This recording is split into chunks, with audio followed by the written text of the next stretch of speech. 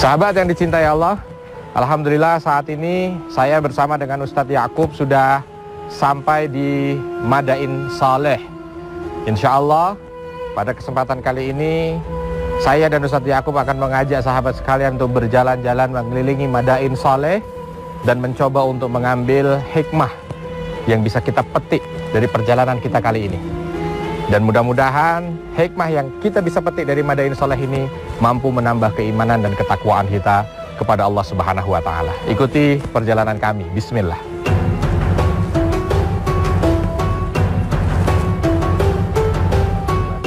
Assalamualaikum warahmatullahi wabarakatuh. Sahabat yang dicintai Allah, perjalanan para surga kali ini berada di Madain Saleh. Madain Saleh adalah sebuah daerah peninggalan dari kaum Tsamud yang diazab oleh Allah Subhanahu wa Ta'ala. Mereka diazab akibat kesombongannya serta lupa akan kodrat mereka sebagai makhluk ciptaan Allah Subhanahu wa Ta'ala. Sisa peninggalan sejarah dari kaum Tsamud ini masih bisa kita saksikan agar menjadi bukti bagi kita untuk memetik hikmah dan pelajaran akan kekuasaan Allah Subhanahu wa Ta'ala. Madain Saleh berarti kota soleh, karena wilayah ini dahulunya merupakan tempat Nabi Saleh alaihissalam diberikan amanah oleh Allah Subhanahu wa Ta'ala untuk menyampaikan wahyu pada kaum Tsamud. Kota kuno yang berada di antara Hijaz dan Syam ini dahulu bernama Al-Hijr atau yang berarti bukit berbatu. Karena wilayah yang berada di sebelah barat laut kota Al-Ula ini memang terdiri akan bukit-bukit berbatu yang besar, layaknya gugusan-gugusan gunung.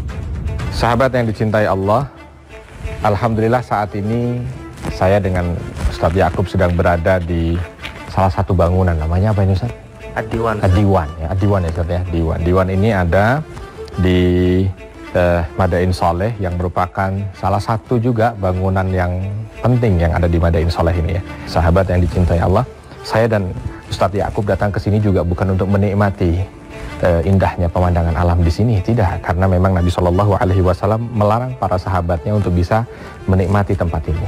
Kita kesini dalam rangka untuk bakin, dalam rangka untuk mencoba untuk menangis ya.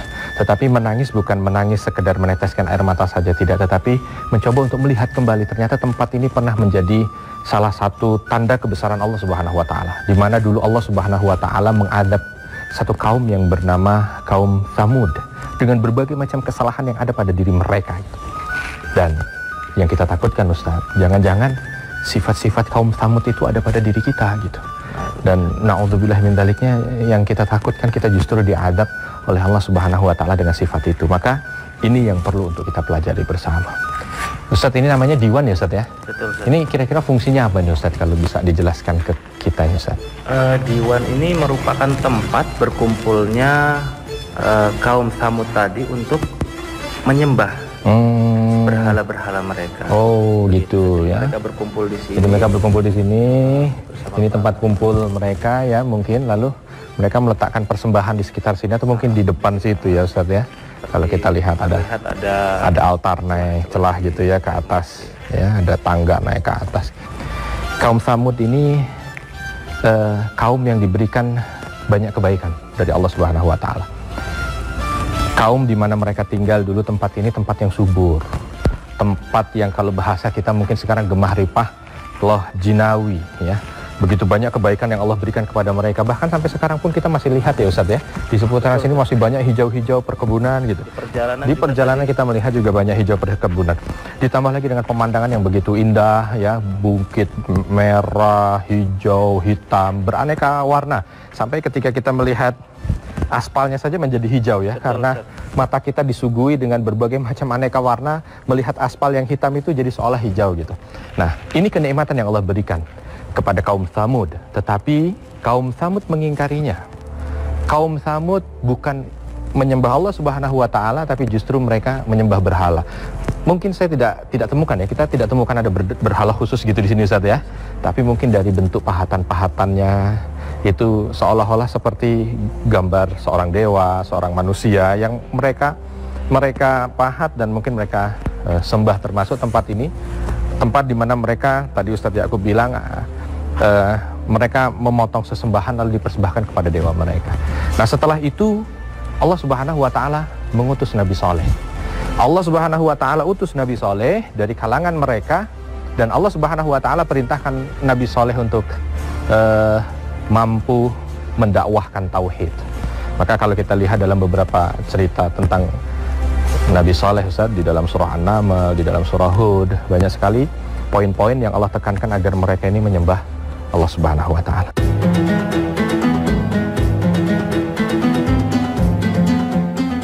Sahabat yang dicintai Allah, kaum Tsamud hidup sekitar 3000 tahun sebelum Masehi. Mereka hidup di antara zaman Nabi Nuh alaihissalam hingga Nabi Musa alaihissalam. Karena memang diriwayatkan bahwa Nabi Soleh merupakan keturunan dari Nabi Nuh alaihissalam. Kisah kaum Tsamud ini banyak diceritakan dalam Al-Quran. Kisahnya sering disandingkan bersamaan dengan kisah tentang kaum Ad, yaitu kaum dari Nabi Hud alaihissalam. Selain mewarisi wilayah yang dahulu pernah didiami oleh kaum Ad, mereka juga sama-sama kaum yang diazab oleh Allah Subhanahu wa Ta'ala.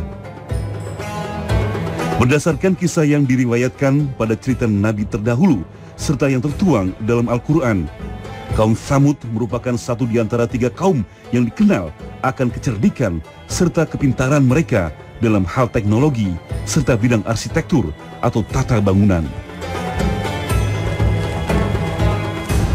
Sahabat yang dicintai Allah, saat ini saya dengan Ustadz Yakub sudah berada di depan salah satu komplek bangunan yang ada di Madain Soleh ya.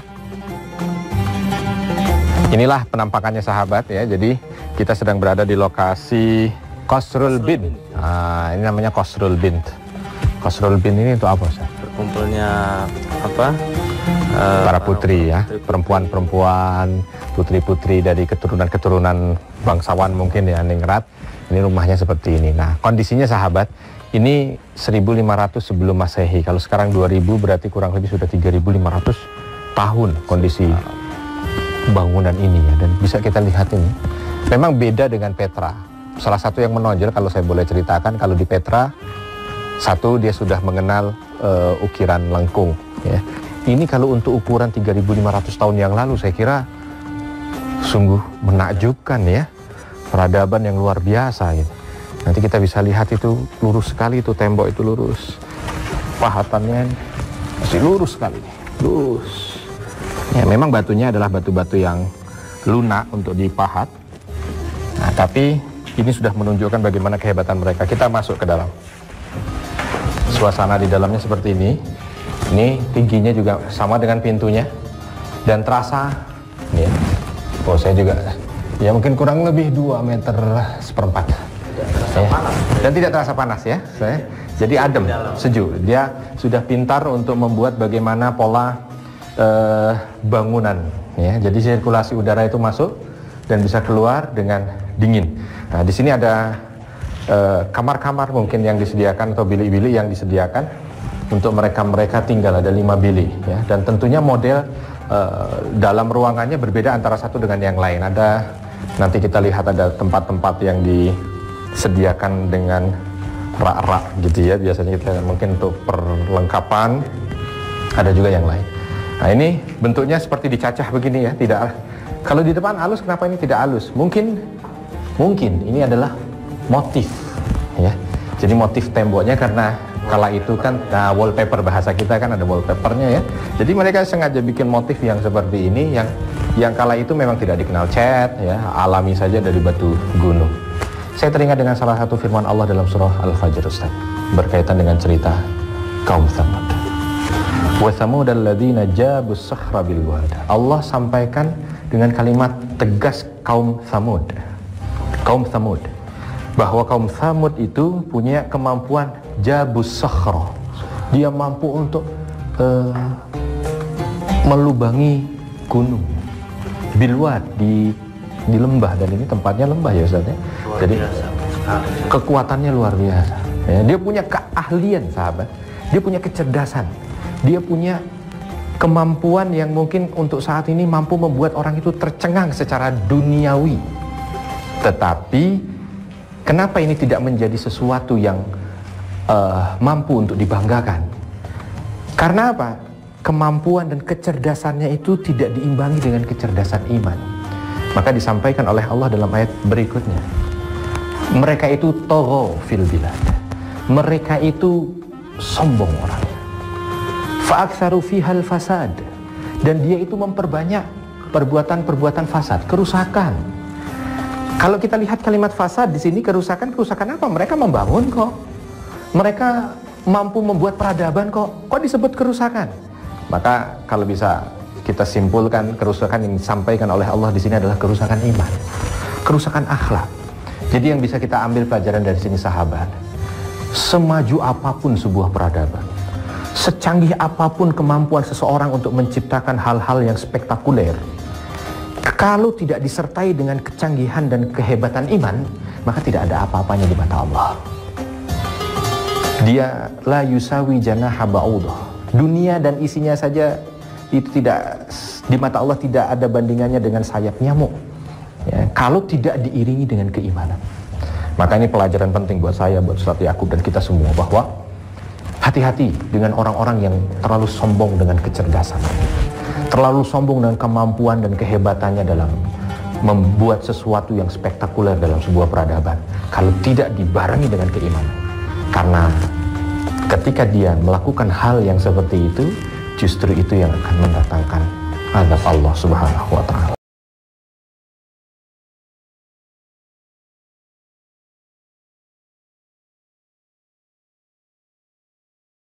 Sahabat yang dicintai Allah, Allah Subhanahu wa ta'ala memberikan ujian kepada kita tidak hanya berupa kesusahan seperti permasalahan yang pelik dalam hidup atau kondisi kekurangan maupun musibah, melainkan kenikmatan atau kelebihan yang kita miliki sebenarnya itu juga merupakan sebuah ujian bagi kita.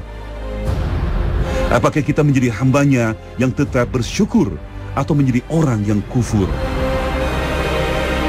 Dalam Al-Quran surah Al-An'am ayat 165 dijelaskan, dan dialah yang menjadikan kamu penguasa-penguasa di bumi, dan dia yang meninggikan sebagian kamu atas bagian yang lain beberapa derajat untuk mengujimu tentang apa yang diberikannya kepadamu. Kaum Samud diberikan ujian atas kenikmatan yang dianugerahkan oleh Allah kepada mereka berupa kekayaan alam, keahlian, dan kecerdasan yang dimiliki. Namun sayangnya, ujian ini tidaklah disikapi dengan baik. Bahkan kaum Samud melakukan kerusakan dengan mengingkari akan amanah yang diberikan untuk menjaga mukjizat atas Nabi Soleh alaihissalam yang dihadiahkan oleh Allah Subhanahu wa ta'ala. Sahabat yang dicintai Allah, ini adalah penampakan bentuk-bentuk batu yang ada di Madain Saleh ya. Mungkin agak sedikit punya tekstur yang beda ya. Unik ya. Lucu, batu tapi seperti kayu dimakan rayap. Nah, inilah bentuknya dia, batu-batunya.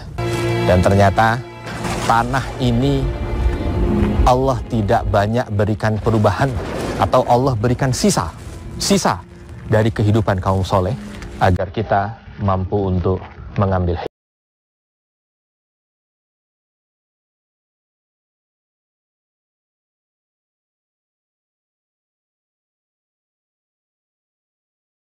Allah, Islam mengajarkan kita untuk tidak kufur nikmat atau lupa bersyukur atas apa yang telah Allah limpahkan kepada kita dalam kehidupan.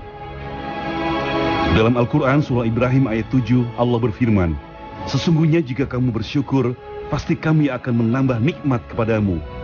Dan jika kamu mengingkari nikmatku, maka sesungguhnya azabku sangat pedih. Ayat ini benar-benar dibuktikan oleh Allah Subhanahu wa ta'ala terhadap kaum Samud karena pengingkaran nikmat dan lupa untuk bersyukur. Kaum Samud tidak mengindahkan perintah untuk beriman kepada Allah Subhanahu wa ta'ala yang telah disampaikan oleh Nabi Soleh alaihissalam. Sahabat yang dicintai Allah, saat ini kami sedang berada di depan gedung atau bangunan yang menjadi ikon juga untuk Madain Soleh ya, namanya Al-Farid.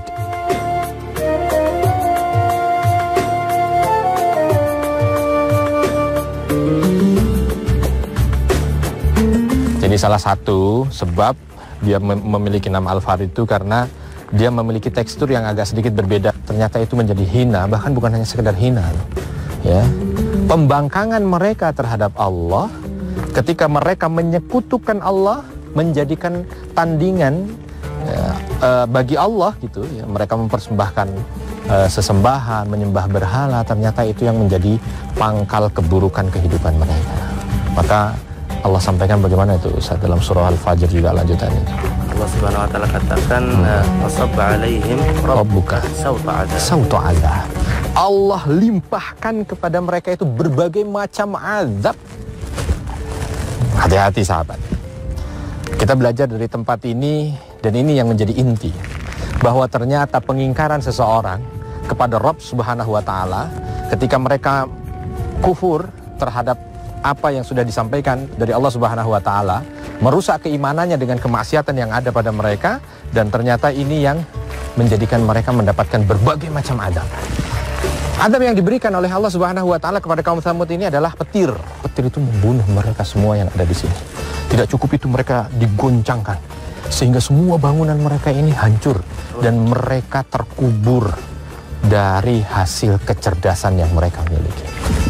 Ini yang disisakan sama Allah Subhanahu wa taala. Allah sisakan sebahagian, ini bukan semuanya. Allah sisakan sebahagian agar kita sebagai manusia ini mampu untuk mengambil i'tibar, mengambil ibrah. Disinilah tempat lokasi di mana seorang manusia atau satu kumpulan manusia diazab oleh Allah dengan kecerdasannya. Bahkan azabnya itu mereka menderita dengan kecerdasan yang mereka miliki, karena rumah-rumah yang mereka banggakan ini, rumah-rumah yang mampu melindungi mereka itu bahkan terkenal di seantero jagat ini, justru itu yang ambruk dan mencederai mereka, bahkan membunuh mereka. Semoga ini juga menjadi pelajaran. Hati-hati kalau hidup kita ini saat ini merasa susah, banyak kesempitan dalam kehidupan. Coba lihat dulu deh ke kita. Jangan-jangan ada kemaksiatan yang kita kerjakan, ada pengingkaran dan pembangkangan dari perintah-perintah Allah sehingga itu tidak kita kerjakan. Ada kewajiban yang Allah perintahkan, kadang-kadang kita masih menduakan kewajiban itu dengan yang lain. Jangan-jangan ini merupakan awal di mana Allah berikan sauto azab, berbagai macam bentuk azab. Azab tidak harus seperti azabnya kaum Tsamud, tapi bisa jadi berupa kesempitan, kesulitan hidup. Kita rasa kehidupan kita senantiasa dihiasi dengan ketidaknyamanan, was-was, sedih. Dan yang paling parah lagi adalah ketika kita diadab dengan tidak bisa merasakan kenikmatan ibadah. Susahnya kita sholat, susahnya kita tadabbur, susahnya kita baca Quran, beratnya kita bersedekah walaupun kita mampu. Hati-hati, ini adalah azab yang terberat bagi kita. Karena ketika Allah sempitkan seseorang untuk tidak bisa merasakan kenikmatan ibadah, maka pada hakikatnya Allah tidak ridho bagi dirinya untuk bisa masuk ke dalam surganya, dan tidak ridho untuk bisa mendapatkan rahmatnya. Azab terbesar yang Allah berikan kepada seorang hamba adalah ketika Allah lalaikan hamba tersebut daripada mengingat dan beribadah kepada Allah Subhanahu wa taala. Insya Allah, mudah-mudahan ini menjadi pelajaran, dan semua pelajaran yang ada di sini semoga bisa menambah dan meningkatkan keimanan dan ketakwaan kita kepada Allah, dan inilah poros surga.